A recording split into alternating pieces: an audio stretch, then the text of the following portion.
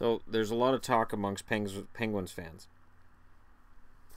that after last night's game, Crosby getting hurt, it's time to get physical. It's time to start punishing him. It's an open season on all the star players in the NHL. I'm not sure what league they've been watching. It's been open season on star players for a while. But right now, if Pittsburgh goes down that road, they could lose. Pittsburgh won the Cup last year, and Pittsburgh got here by being faster and more talented. Teams are going to try to neutralize that any way they can. Now, they can't be more talented than what they are. They can't be faster than what they are. So if you can turn the game to your game, if you can make it a little more physical, distract them. Now, the Crosby incident, and I'm going to get downvoted on this, to me it was Ovechkin being reckless and Niskanen being in the wrong place at the wrong time. Watch the incident at full speed. There's no way Niskanen intended what he did. There's a history between the two of them, and people talk about, Niskanen with this hit, Niskanen with that hit. Well, then let's talk about those hits, because this hit wasn't those hits. This was way too fast. And the fact that there's even fans speculating that maybe Ovechkin and Niskanen came up with this idea beforehand. Ovechkin's smart. He's not that smart. In terms of gameplay, if this turns into a physical, slower, methodical series, it could favor Washington. Crosby being out sucks. And I say that as somebody who, picked Washington at the start of the playoffs. I'm hoping Washington somehow overcomes their demons against Pittsburgh. But now there'll be an asterisk, because if somehow Washington does it, it's going to be, well, yeah, but they had to knock out the best player in the world to do it, Sidney Crosby. And until Connor McDavid scales some of those heights regularly, Sidney Crosby's still the guy. He's still number one. It is hard watching the playoffs and seeing that kind of thing happen. But if Sestito draws into the lineup, and I haven't seen anything about it. I've been looking for any kind of news anywhere online. I've spent like half an hour, 45 minutes looking for anything online where it says Sestito's in the lineup for Game 4, and I can't find anything. I went through the NHL site. I went through USA Today. I went through Washington Post. I went through Pittsburgh Gazette. I think it's Pittsburgh Gazette. Anyways, I went through all these sites talking about Game 4 previews, and I didn't see anything that said Sestito draws into the lineup. They mentioned Connor Sheary out with a concussion, Sidney Crosby out with a concussion, and that's massive. Now, Connor Sheary hasn't been on the scoreboard a lot in the playoffs, but him and Crosby have undeniable chemistry. And it'll be interesting to see how the rest of the team responds. But I'm telling you, if Pittsburgh gets drawn into this we have to get revenge mindset, they'll lose. Teams that get drawn into this we have to avenge somebody getting hurt mindset lose a lot. Remember the Pittsburgh-Washington game earlier this season. I'm sure you guys remember that too. And Toby Enstrom getting driven into the boards and debates about how that happened or why. Sestito played on the ice for 3 shifts. He was suspended 4 games. And the guy he drove into the boards wasn't even the guy he was aiming for. So it proved nothing. Nothing. And as I remember, they lost the game. But the message was sent. What message? If Pittsburgh comes out in Game 4 and they decide they're going to start headhunting, okay, if they headhunt Ovechkin, saying eye for an eye, good luck. Ovechkin's a beast. The guy's built like a brick shithouse. I would not want to fight with Alex Ovechkin. I make whatever remarks I want, but I'm telling you, Alex Ovechkin can handle himself in a fight. And if somebody cheap shots him, you better finish the job, because if he gets back up, he's clocking you. And Tom Sestito is a scrappy little guy, but he doesn't win a lot of fights. And that's the other thing that I always found weird is, and Canucks fans used to do this too. Well, Sestito will get out there and fight him.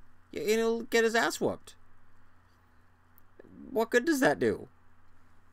You may be beating us, but we'll get Sestito out there and he'll fight your fighter. Like, if Tom Wilson fights Tom Sestito, what's going to happen? Wilson's going to clock him. So hopefully Sestito doesn't draw into the lineup. Hopefully they put in some more skill.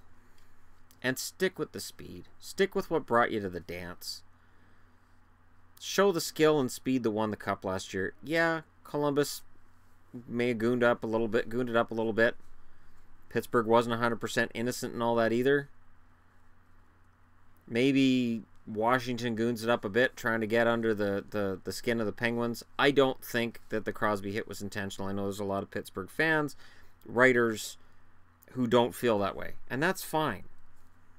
That's fine. I understand that. I understand the emotion. I understand the view being a little skewed, and that's fine.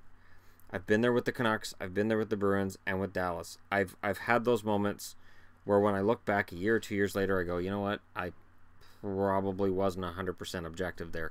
And that's understandable. That's okay. But the players have to be objective, and they have to go into this game with one goal. Win. Score more goals than the Capitals and get out of the building. Get up 3-1. Don't get bogged down in a physical game so that after the first period it's scoreless. Don't get into this back and forth with the Capitals, a team that are big enough to handle themselves, and get drawn into this trench warfare. Because the Capitals have a better chance of winning that than with the speed skill game that the Penguins excel at.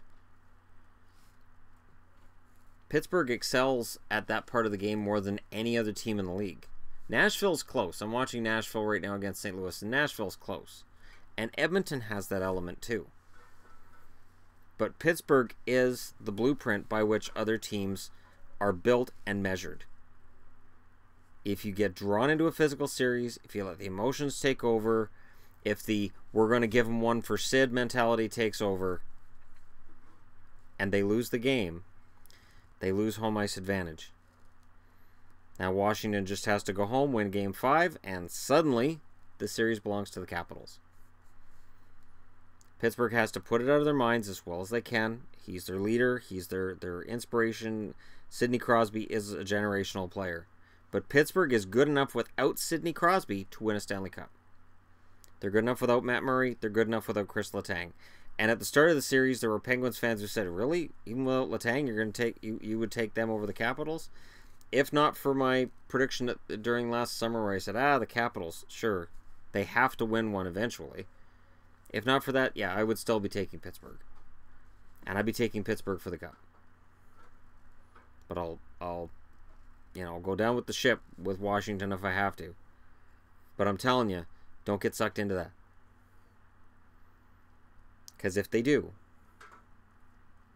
and let's just say Sestito goes out there and he's trying to get Niskanen, and then he turns around and smokes Brooks Orpik into the boards and gets thrown out of the game for a dirty hit on Orpik or Nate Schmidt or anybody else, and he's got a game misconduct and he's looking at a suspension, it hasn't fixed anything. And I remember people saying to me too when I said the Sestito suspension was just stupid, and them saying, well, it doesn't matter, he's not going to play again anyways, so the 4-game suspension doesn't matter. He didn't help when he was in the lineup. 3 shifts, games, he's out of the game, he's suspended, Pens lose the game. It did not help. It won't help this time either. So hopefully cooler heads prevail. Hopefully this series is clean from here. There was a lot of chippy moments after that Crosby hit, and I really hope that it's just left in that game, because these playoffs have been some of the most skilled, fun playoffs to watch, and it would be a shame to see that change. So let me know what you guys think in the comments below. Don't forget to like and subscribe for browsing your way through, and thank you very much for watching. And I like the new jersey I got. I like it. I think I don't know that I have a lot of maroon. I know my Vancouver Millionaires is close in look and in form, but I think this is a darker shade, and I like the blue W, and it's a good shirt. So yeah, thanks for watching. I'll talk to you all again soon.